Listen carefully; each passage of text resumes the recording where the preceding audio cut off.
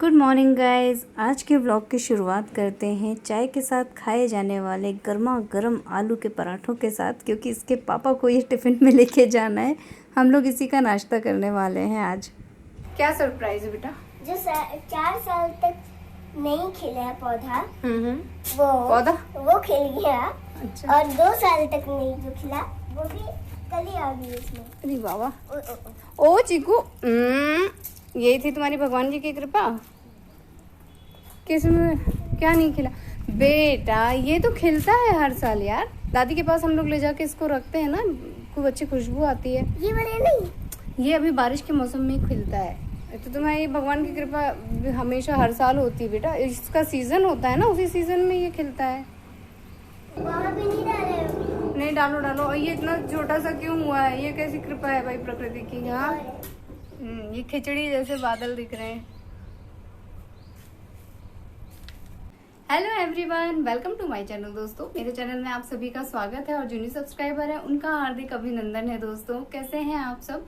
मैं अच्छी हूँ और सबसे पहले तो आप लोगों को मैं थैंक यू कर दूं। मेरी देती हुई जितनी भी वीडियोस हैं, चाहे वो मेकअप लुक हो, चाहे वो शॉर्ट्स हो, चाहे वो मेरे व्लॉग्स हो, आप लोगों ने इतना भर भर के मुझे प्यार दिया है। और कुछ मेरे रेगुलर व्यूअर्स हैं जो जब भी मैं वीडियो डालती हूँ तो वो लोग मुझे कमेंट ज़रूर करते हैं और बहुत अच्छी तरह से अप्रिशिएट करते हैं, मेरी वीडियो को बहुत इंजॉय करते हैं। तो उन लोगों के लिए मैंने हालांकि कमेंट में ही रिप्लाई कर दी है ये बात, लेकिन मैं आज के व्लॉग में इसे मेंशन करना चाहती हूँ कि जिनका चैनल है और वो मुझे रोज़ कमेंट करते हैं, रोज़ जो है अप्रिशिएट करते हैं ध्यान से बिल्कुल, तो उनके लिए मैंने सोचा है कि एवरी डे मैं अपने वीडियो में उनके कमेंट को पिन करूंगी। सबका नहीं हो सकता है एक साथ, इसलिए मैं एक एक दिन करके सबका जो है करूंगी। और निश्चित रूप से वो लोग करते हैं तो मुझे भी समहाउ लगता है कि पिन करने से क्या होगा, उनका चैनल भी ग्रो करता है। मेरे और जो सब्सक्राइबर्स हैं जिनका चैनल है वो आपस में एक दूसरे से कनेक्ट कर पाएंगे, आपस में उन लोगों का कम्युनिकेशन होगा। तो ये मैंने सोचा है। आप लोगों को मेरा ये विचार कैसा लगा प्लीज कमेंट करिएगा। वैसे मैंने ये काम शुरू कर दिया है अब से, और मैं कोशिश करती हूँ कि अल्टरनेट डेज पे सबका होता चले, किसी को ये ना लगे कि अरे उसका कर दिया मेरा नहीं किया। ऐसा नहीं है, मैं सबका करूंगी, लेकिन अब एक ही आप कमेंट पिन कर सकते हैं तो वो थोड़ा सा वहाँ पे प्रॉब्लम हो जाती है। दूसरी बात, उमस तो चरम पे है दोस्तों। मतलब आप देख रहे हैं कि जब भी मैं वीडियो बनाने के लिए बैठती हूँ तो हाँ, थोड़ा कंघी वंगी करके अच्छे से बैठती हूँ, लेकिन मैं पाउडर नहीं लगा पाती हूँ। उसका रीजन ये है कि इतना पसीना होता है ना कि यहाँ पे जो लगाया हुआ पाउडर होता है वो जम जाता है, फिर वो अजीब सा लगता है जैसे व्हाइट व्हाइट यहाँ की स्किन निकल गई हो। तो जब मैं मेकअप लुक करती हूँ तभी ये सब तामझाम करती हूँ, क्योंकि उसके बाद मुझे जो है 1-2 घंटे बाद अपना फेस वॉश करना होता है। बहुत अच्छे से मैं स्किन केयर कर लेती हूँ, लेकिन नॉर्मली मैं घर में ऐसे ही रहती हूँ, झल्ली सी। वैसे भी गर्मियों में आप जितना पुराने से पुराना कॉटन का कपड़ा, जितना सॉफ्ट कपड़ा आप पहनेंगे आपको उतना ही कंफर्टेबल होता है। वही हाल हमारे बालों का और मेकअप का होता है कि अगर आप कुछ अप्लाई नहीं करेंगे तो ज्यादा सुखी रहेंगे। बस हल्का सा थोड़ी थोड़ी देर पे ना गुलाब जल का स्प्रे करते रहना चाहिए, या कोई भी अच्छा सा टोनर जिससे कूलिंग मिलती हो ना, वो टोनर लगाते रहना चाहिए थोड़ी थोड़ी देर में। और बालों को तो जितना अच्छा आप ऊपर टाई कर लेंगे ना, उतना आप सुखी रहेंगे। तो किसी ने मुझसे बोला था कि आप जब रेसिपी शूट करती हैं तो उसमें साथ में आप अपने आप को भी शूट किया कीजिए, कैसे आप बना रही हैं, कैसे आप क्या कर रही हैं। तो देखिए, रेसिपी के लिए जरूरी होता है कि मैं कढ़ाई पैन में क्या चला रही हूँ, क्या कितना डाल रही हूँ, वो आप देखें।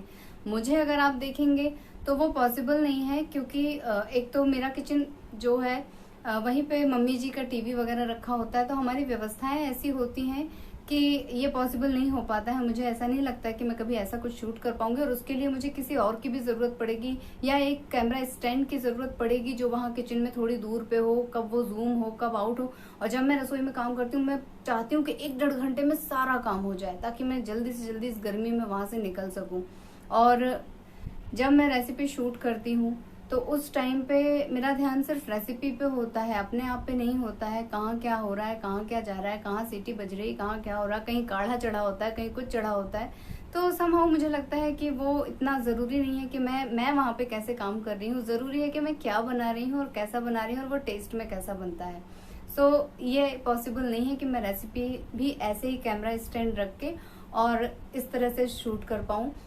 और मेरा कोई हेल्पर भी नहीं है, उत्कर्ष छोटे हैं। मैं नहीं चाहूंगी कि गरम गरम गैस के पास कुछ तड़के का छींटा ही इसके ऊपर उचट जाएगा तो बच्चा जल जाएगा। समहाउ मैं ऐसा कुछ नहीं चाहती हूँ दोस्तों। अभी तो ये पॉसिबल नहीं है, आगे इन फ्यूचर होगा तो मैं जरूर करूंगी। और मैं समझती हूँ कि बहुत बड़े जो रेसिपी वाले, मैं भी देखती हूँ वीडियोस, तो वो लोग बहुत अच्छे तरीके से एक्सप्लेन करते हैं, किचन में ही खड़े होकर एक्सप्लेन करते हैं, तरह तरह की चीजें दिखाते हैं, तो उनके पास उतना सेटअप होता है। अब मैं एक हाउसवाइफ हूँ, वहीं पे मेरी मम्मी जी हैं, वहीं मेरा पूरा परिवार मेरे आसपास होता है। अब उसमें मैं अलग से आप साउंड बंद करिए तो आप लाइट बंद करिए तो आप ऐसा बंद करिए, ये मैं नहीं कर सकती हूँ। अपनी चीजों के लिए मैं दूसरों को रिस्ट्रिक्ट नहीं कर सकती हूँ। सो वैसे ही आज मैं क्या रेसिपी बनाने जा रही हूँ वो मैं आप लोगों को रेसिपी में ही बताऊंगी। पहले मैं क्या करती थी कि एक आध बार मैंने कैमरा रख के शूट किया है तो मेरा ना मोबाइल ही जाके रेसिपी में छपाक, तब से मैं डर गई हूँ और मैं ऐसा कोई रिस्क नहीं लेती हूँ, क्योंकि स्टैंड ही तो है, धक्का लग गया, वो किस तरफ गिर रहा है वो आपके हाथ में नहीं है, फिर वो गिर जाता है तभी पता चलता है। तो ये सब हो चुका है मेरे साथ, इसलिए मैं इतना तामझाम नहीं फैलाती हूँ और झटपट हम चल के रेसिपी बनाते हैं और फिर आप लोग बताइएगा कि कैसी बनी है। आप लोग ट्राई जरूर कीजिएगा इसे।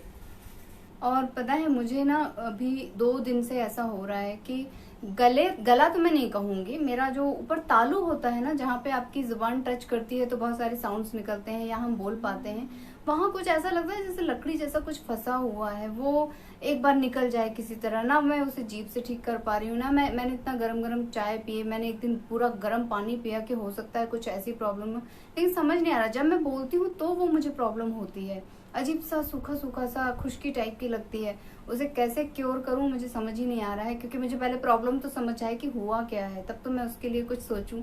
तो अभी मैं इस तकलीफ से जूझ रही हूँ, बहुत ज्यादा नहीं, लेकिन कभी कभी जब मैं बात कर रही हूँ ना तो फिर मुझे रुकना पड़ जाता है, मुझे पानी पीना पड़ जाता है और वो पानी से भी ठीक नहीं होता है, किसी कफ सिरप से ठीक नहीं हुआ, गर्म चाय, गर्म दूध, कॉफी, किसी चीज से ठीक नहीं हुआ है, भगवान जाने क्या हुआ है। तो ऐसा कुछ ना कुछ चटर पटर मेरे साथ होता है। पहले मुझे तो समझ आए कि ये क्या चीज है, तब तो उसका मैं इलाज करूं। आई थिंक दोस्तों आज भी ब्लॉग शायद लंबा हो जाएगा, इसलिए मैं इसे जल्दी जल्दी जल्दी जल्दी समेट दे रही हूँ और आप लोगों से लेती हूँ विदा। और रही बात गाने और खाने की, तो बस हमारा जीवन इसी में तो टिका हुआ है। मन भर के मस्ती भर के जीते जाओ और खाते जाओ, पीते जाओ और अपने स्वास्थ्य का ख्याल रखते जाओ। और गाना तो मेरी हॉबी है और मैं भी 2 लाइन गा के खुश हो जाती हूँ, आप लोग सुन के खुश हो जाते हैं। और कभी कभी मैं किसी व्लॉग में इसे स्किप कर देती हूँ, तो आप लोग जब कमेंट करते हैं कि आपने गाना नहीं गाया तो मुझे मुझे अच्छा लगता है। और मैं कभी कभी इसलिए स्किप कर देती हूँ क्योंकि उत्कर्ष जो है हर गाना नहीं गा पाते हैं, इनको लिरिक्स याद नहीं रहते हैं। और इनकी एक कंडीशन है कि मम्मा प्लीज ना मेरे साथ गाइए ना, मम्मा व्लॉग मेरे साथ बनाती हैं तो गाना भी मेरे साथ गाइए ना। तो आज का गाना मुझे उम्मीद है कि इसे याद होगा, मैं वही 2 लाइन गा देती हूँ। छू कर मेरे मन को किया तूने क्या इशारा, बदला ये मौसम लगे प्यारा जग सारा। छू कर मेरे मन को किया तूने क्या इशारा, बदला ये मौसम लगे प्यारा जग सारा। छू कर मेरे मन को किया तूने क्या इशारा, आजा तेरा आंचल ये प्यार से मैं भर दूं, प्यार से मैं भर दूं। खुशियाँ जहाँ भर की तुझ पे नजर कर दूं, तुझ पे नजर कर दूं। मेरे गीतों में तुझे ढूंढे जग सारा। छू कर मेरे मन को किया तूने क्या इशारा। इसके पापा के आने से क्या हुआ है कि जब हम लोग जो थोड़ा सा टाइम मम्मा बेटू को और मिलता था एक्स्ट्रा, हम लोग छत पे जाते थे और दोनों मम्मा बेटू मिलके गाना वाना गाते थे, हवा चल रही होती थी, पक्षियों की आवाजें आती थी, वो टाइम जो है इसके पापा ने ले लिया। अब ये हर समय अपने पापा से चिपका रहता है, कहीं फाइटिंग होती रहती है, कहीं अपने बारे में बताता रहता है कि मैंने ये किया था, पापा बताते रहते हैं कि बेटू मैं वहां पे ये करता था, ऐसी ऐसी चीजें होती थी। तो इनका जो है मेरा साथ थोड़ा सा कम हो गया है। और जब मैं कुछ बोलती हूँ जिसके पापा कहते हैं बड़ी जल कुकड़ी हो भाई। महीने भर में अपने बच्चे से दूर रहा हूँ, अब तुमको जो है परेशानी होती रहती है। लेकिन मेरा बस इतना रहता है कि ये मेरे साथ रहता है तो मैं इसे कुछ कुछ सिखाती रहती हूँ। और पापा, बेटू और चाचा ये लोग सब सिर्फ और सिर्फ ऊधम करते हैं, एक दूसरे से बस फाइटिंग फाइटिंग फाइटिंग। और ये कुशन उठा के उधर मारा उधर मारा। और ऑलमोस्ट सारे बच्चों को मैंने देखा है वो ऐसे ही खेलते हैं, अपने पापा साथ चाचा के साथ ढिशुम ढिशुम ही उन लोगों का रिलेशन होता है। तो यही मेरे घर में भी चल रहा है। अब मैं लेती हूँ अपने वीडियो में विदा आप लोगों से, मिलती हूँ अपने नेक्स्ट वीडियो में। आप लोगों में से जो लोग नए हैं प्लीज़ मेरे चैनल को सब्सक्राइब कीजिएगा, वीडियोस को लाइक कीजिएगा और अपने फैमिली और फ्रेंड्स के साथ इसे शेयर कीजिएगा दोस्तों। और कमेंट डाउन करना मत भूलिएगा। कमेंट मेरा जो है आप समझ गए होंगे, मैं हमेशा हर व्लॉग में बोलती हूँ आप लोगों से। तो इट्स माय हम्बल रिक्वेस्ट कि आप लोग ढेर सारा प्यार और आशीर्वाद मुझ पे बनाए रखिएगा। अपना ख्याल रखिएगा दोस्तों। Tata bye bye. Bye bye and thank you for watching. दोस्तों आज की रेसिपी मैं इन लौकी से बनाने वाली हूँ। ये अच्छी लंबी लौकी है जिसके अंदर बीज नहीं है, काफ़ी नरम है। तो मैंने सोचा झटपट वो रेसिपी ट्राई कर लेती हूँ, क्योंकि मैं भी पहली बार ही बनाने जा रही हूँ और मैंने वो कहीं किसी के व्लॉग में देखी हुई थी। तो उन्होंने जो है इसे छील के इस तरह के कुछ टुकड़ों में काट लिया था लौकी को। और फिर मैं अभी 4 स्लाइस ही कट करके बस ट्राई कर रही हूँ, क्योंकि अगर ये अच्छा नहीं बना तो सारा का सारा सब कुछ बेकार हो जाएगा। और उन्होंने मुझे बताया था कि मतलब अपने व्यूअर्स को बताया था कि इसे कुछ इस तरह से कंट्रास्ट वे में काटना है और पूरा आर पार चाकू नहीं जाना चाहिए। जस्ट अपोजिट हम लोग आड़ी और खड़ी लाइनों से इसे कट करेंगे तो ये कुछ इस तरह की जाली बन जाएगी। हालांकि मेरी जाली उतनी फिनिशिंग के साथ नहीं बनी है।